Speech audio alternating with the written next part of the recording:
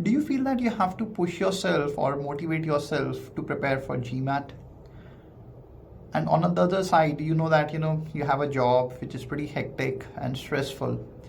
So it becomes more of a juggle between, should I focus on my work? Should I focus on my GMAT? And when I think of studying for GMAT, there is something related to the work going on. And when you're doing the work at that time, something related to GMAT is going on. So this is a constant struggle that most of the students go through while preparing for GMAT. And I think this is a struggle for most of us, because if you're doing something which is new, which is uncomfortable, so there will always be this kind of stress, because we have to motivate ourselves to do something, but we don't feel like it. So there's always this juggling between things. So last week the same thing happened. I was just having a session with one of my students.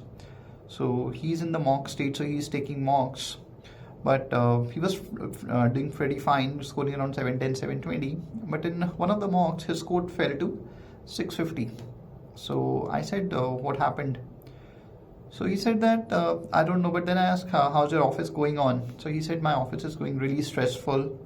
Last night there was some email that he read around I think 2 a.m. That disturbed him. So I asked him, how is he managing? Because he said that when I was giving this test, again and again, he's getting a thought of office. So this made me realize of one of the concepts that I also learned, because when I started my business, early on, there was more of a motivation thing. Motivation was like, I have to do it. Okay, internally there was no drive, but it was more of a superficial motivation. So I used to watch a lot of motivational videos, But slowly I realized that, because earlier I was trying to, hold myself back. I was trying to, just holding myself back, and I would say the right word is, protecting myself. Okay, so that I don't have to invest anywhere. Though I was taking the classes, I was teaching, but I was not invested in the students. So when I'm not invested, probably I was just looking at, let me just go through the class, let me cover or complete all the questions, and let me get out of it. So I was not there when I was teaching the student. Though I'm investing the time, it's not that I'm not investing the time, but my energies are totally against what I'm doing right now.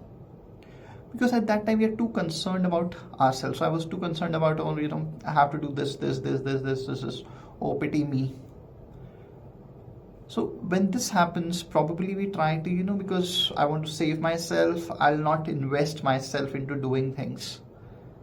But over a period of time, and thankfully there is one person, Grant Cardone, I read his book, Sell or Be Sold. I normally recommend this book to a lot of people, because it has helped me to get to this mindset of serving people.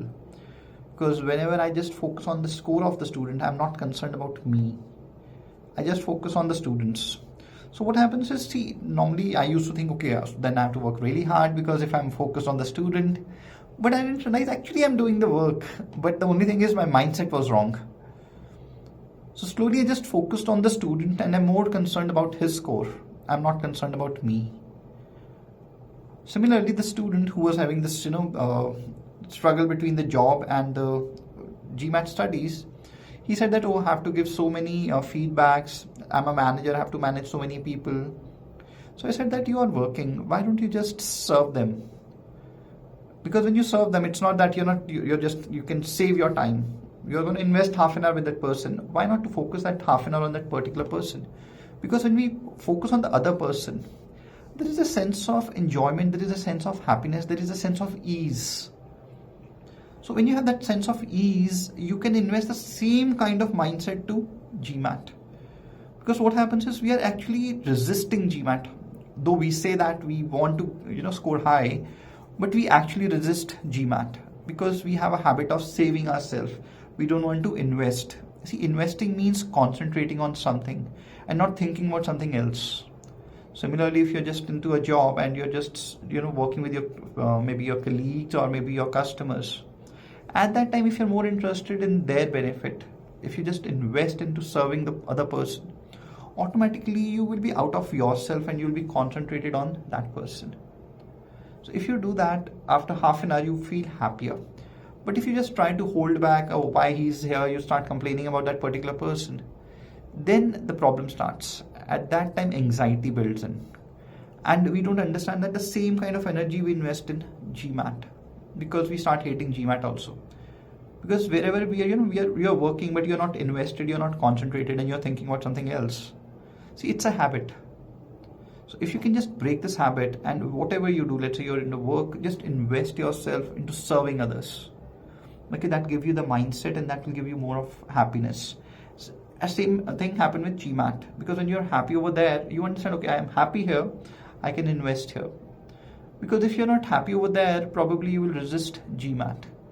So it's a constant juggle. So, when you're studying for GMAT, you don't feel like studying for GMAT. When you're working, you don't feel like working.